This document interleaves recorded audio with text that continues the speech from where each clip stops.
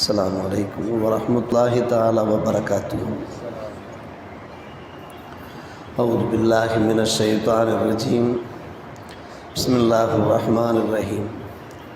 व इज़ा अख़ज़ रब्बुका मिन बनी आदम मिन ज़ुहूरिहिम ज़ुर्रिय्यतहुम व अशहदहुम अला अनफुसिहिम अलस्तु बिरब्बिकुम क़ालू बला शहिदना अन तक़ूलू यौमल क़ियामा इन्ना कुन्ना अन हाज़ा गाफ़िलीन। ஆமன்னா பில்லாஹ் ஸதகல்லாஹு மௌலானா அலியுல் அஸீம். உமது ரப்பு ஆதமுடைய பிள்ளைகளிலிருந்து அவர்களுடைய முதுகுகளிலிருந்து அவர்களுடைய பிள்ளைகளை வெளிப்படுத்தி அவர்களையே சாட்சிகளாக ஆக்கி ஒரு கேள்வி கேட்டான். அலஸ்து பிறப்பிக்கும், நான் உங்களுடைய இரட்சகனாக இல்லையா?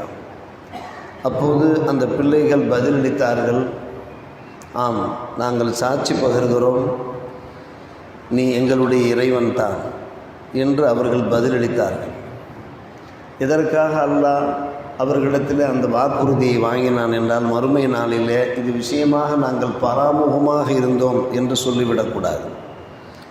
அல்லது எங்களுடைய மூதாதையர்கள் ஷிர்க் வைத்திருந்தார்கள், நாங்கள் அவர்களுக்கு பின்னால் அவருடைய சந்ததிகளாக இருந்தோம், அவர்களுடைய அந்த கொள்கைகளை நாங்கள் பின்பற்றி வந்தோம், அந்த அசத்தியத்தில் இருந்தவர்கள் செய்த பாவத்திற்காக எங்களை நீ அழிக்கிறாயா என்று மறுமை நாளில் பேசக்கூடாது என்பதற்காக வேண்டிய நாம் இப்படி வாக்குறுதி வாங்கினோம் என்று அல்லாஹ் ரப்புல் ஆலமீன் பேசுகிறான். கதாலிக்கு முஃபஸ்ஸிருல் ஆயாத்தில் அல்லஹும் யர்ஜிஊன். இது போன்ற பல்வேறுபட்ட அத்தாட்சிகளை வசனங்களை நாம் உங்களுக்கு விரிவாக்கி கூறுகிறோம், மக்கள் பாவங்களிலிருந்து மறதியிலிருந்து திரும்புவதற்காக என்றும் அல்லாஹ் இந்த வசனத்தை நிறைவு செய்கிறான். சூரத்துல் ஆராஃப் 7ஆம் அத்தியாயம் 172ஆம் வசனத்தை இப்போது நாம் பார்த்து கொண்டிருக்கிறோம். அல்லாஹ் ரப்புல் ஆலமீன் ஒரு தகவலை இங்கே பதிவு செய்திருக்கிறான், ஒரு அறிவிப்பை நமக்கு வெளியிடுகிறான். மனித கோடிகளை படைப்பதற்கு முன்னாலேயே உலக முடிவு வரை எத்தனை கோடி மக்களை அல்லாஹ் படைக்கப் போகிறானோ எல்லோரையுமே அல்லாஹ் ஒரு முறை சேகரித்தான், அவருடைய மரபணுக்களை சேகரித்தான். மரபணுக்களை எல்லாம் சேகரித்து அவர்களை பார்த்து அல்லாஹ் கேட்டான், அலஸ்து பிறப்பிக்கும், நான் உங்களுடைய ரப்பாக இல்லையா என்று கேட்டான். அத்தனை அணுக்களும் உயிரணுக்களும் பதிலளித்தன. உயிரணுக்கள் பதிலளித்தன, ஆம், நீ எங்களுடைய ரப்பு தான் என்று பதிலளித்தன. நாம் படைக்கப்படுவதற்கு முன்னாலேயே, மனித கோடிகள் படைக்கப்படுவதற்கு முன்னாலேயே அல்லாஹ் நம்மளுடைய அந்த உயிரணுக்களை வெளிப்படுத்துகிறான். அந்த உயிரணுகளுக்கு அவன் பேசுவதை விளங்குகிற சக்தியும் தருகிறான், புரிந்து கொள்கிற சக்தியையும் தருகிறான். தந்து இப்படி ஒரு கேள்வி கேட்டு வாக்குறுதி வாங்குகிறான். ஆதம் அலைஹிஸ்ஸலாம் அவருடைய அந்த சொந்த பிள்ளைகளிடத்தில் மட்டுமல்ல, அவர்கள் பெற்ற பிள்ளைகளிடத்தில் மட்டுமல்ல, அவர்களுடைய முதுகிலிருந்து வெளிப்பட போகிற எல்லா பிச்சலங்களையும் அல்லாஹ் வெளிப்படுத்தியதாக இந்த வசனத்தில் எடுத்துரைக்கிறான். 172ஆம் வசனத்தில் எடுத்துரைத்து அப்படிப்பட்ட ஒரு வாக்குறுதியை வாங்குகிறான்.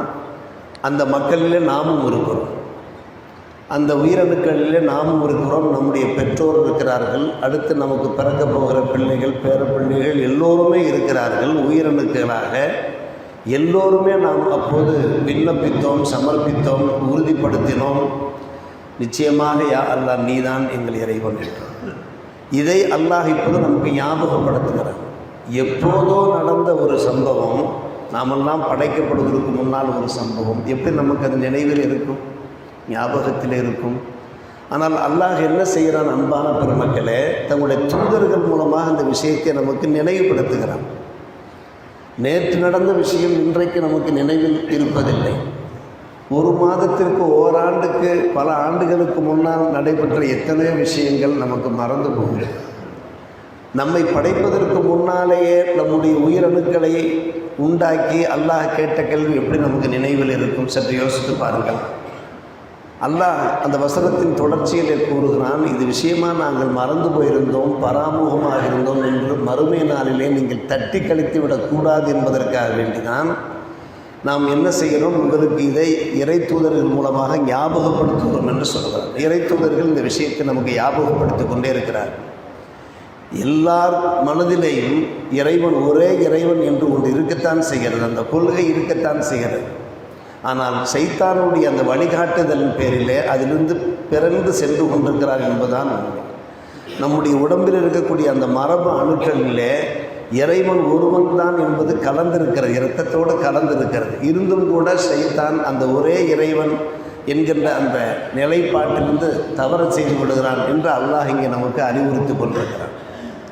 குழந்தைகள் பிறந்த மாத்திரத்திலே நாம் வலது காதிலே பாங்கு சொல்லி இடது காதிலே நாம் இஸ்லாமத்து சொல்கிறோமே, லா இலாஹ இல்லல்லாஹ் என்கிற அந்த கலிமாவை விதைக்கின்றோமே, அவ்வாறு விதைப்பதற்கும் என்ன காரணம் என்று கேட்டால் அதை ஞாபகப்படுத்தத்தான். நாம் படைக்கப்படுவதற்கு முன்னாலே நம்முடைய உயிரணுக்களிடத்திலே அல்லாஹ் கேட்டானே, அலஸ்து ரப்பிக்கும் காவு பரா என்று நாம் கூறினோமே, நீதான் எங்கள் ரப்பு என்று நாம் கூறினோமே, அதை நினைவுபடுத்துவதற்காக அந்த நேரத்தில் அந்த குழந்தைகள் அதுக்கு தெரியாது. நாம் பாங்கு சொல்வது, அந்த பாங்கினுடைய பொருள், அதனுடைய தத்துவம் தெரியாது. ஆனால் விதை விதைக்கப்படுகிறது. அந்த களிமா மூலமாக பிள்ளைகளுடைய மனசிலே அது சென்று இறங்குகிறது.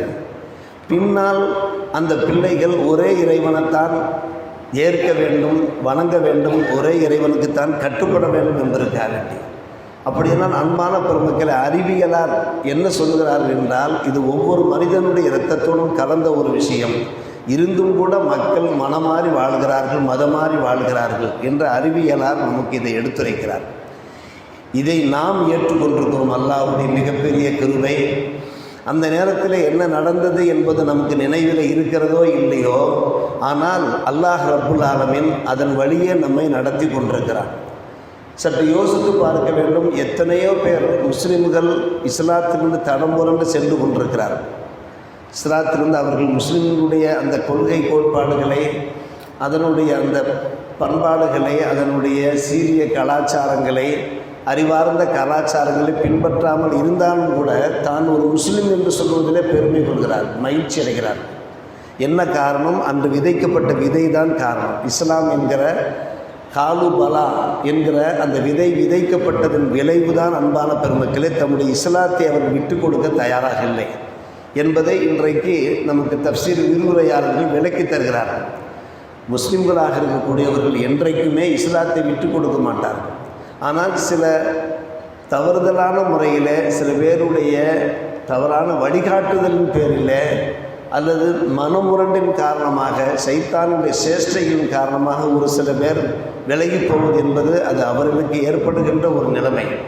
ஆனால் அன்பான பெருமக்களே, நாம் உலகிலே பார்க்கிற விஷயம், முஸ்லிம் என்பதை சொல்லுவதை ஒருவர் சந்தோஷமாக எடுத்துக்கொள்கிறார் என்றால், அன்றைக்கு அந்த உயிரணுக்கள் மூலமாக அந்த விதைகள் விதைக்கப்பட்டதனுடைய விளைவு தான் நம்முடைய இரத்தத்திலே கலந்திருப்பதனுடைய ஒரு காரணம்தான் நாம் அதை சந்தோஷமாக எடுத்துக்கொள்கிறோம் என்பதை இந்த ஆயத்தினுடைய விரிவுரையில் நமக்கு குறிப்பிட்டு கொண்டிருக்கிறார். எனவே இந்த வசனத்தை நாம் நினைவு கூற வேண்டும். நீங்கள் மறந்துவிடக்கூடாது என்பதற்காக தான் இதை ஞாபகப்படுத்துகிறேன் என்று அல்லாஹ் சொல்கிறான். வசனத்தை எப்படி முடிக்கிறான்னு பாருங்கள். மறுமை நாளில் சில பேர் வாதம் பண்ணுவார்கள், எங்களுடைய பெற்றோர் சிறுக்கில் ஈடுபட்டார்கள், நாங்கள் சிறுக்கில் ஈடுபடுகிறோம், அவர்கள் செய்த பாவத்துக்காக எங்களை நீ அழிக்கிறாய், எங்களை நீ தண்டிக்கிறாயா என்று சில பேர் கேட்டுவிடக்கூடாது என்பதற்காக வேண்டியே நாம் எங்களுடைய இறை தூதர்கள் மூலமாக இதை உங்களுக்கு நினைவுபடுத்துகிறோம் என்கிற அந்த வசனம் மிக முக்கியமான வசனம் அல்லவா? எனவே அன்பான பெருமக்களே, நாம் இஸ்லாத்தை ஏற்றுக்கொண்டிருக்கிறோம், ஏக இறைவனை ஏற்றுக்கொண்டிருக்கிறோம், அந்த இறைவனுடைய அந்த வழிகாட்டுதல் பிரகாரம் வாழ்ந்து கொண்டிருக்கிறோம். இது நாம் அது தொடர்படியாக செய்ய வேண்டும். இதிலிருந்து எந்த காலத்திலேயும் நாம் மாறிவிடக்கூடாது. இது நம்முடைய இரத்தத்தோடு கலந்த ஒரு விஷயம். இந்த ஈமான், இந்த விசுவாசம் என்றைக்கும் நிலைத்திருக்க வேண்டும் என்பதற்காக வேண்டிதான் அல்லாஹ் ரப்பல் ஆலமீன் இந்த வசனத்தின் வாயிலாக சில அறிவுரைகளை பகர்கிறான். அந்த பழைய தகவலை அல்லாஹ் நமக்கு இந்த வசனத்திலே பதிவு செய்திருக்கிறான். வசனத்தினுடைய கருத்தை விளங்கி வாழ்வதற்கு அல்லாஹ் ரப்பல் ஆலமீன் எல்லோருக்கும் நன்மை புரிவானாக. வாஹிரு தஅவானா அல்ஹம்துலில்லாஹி ரப்பில் ஆலமீன்.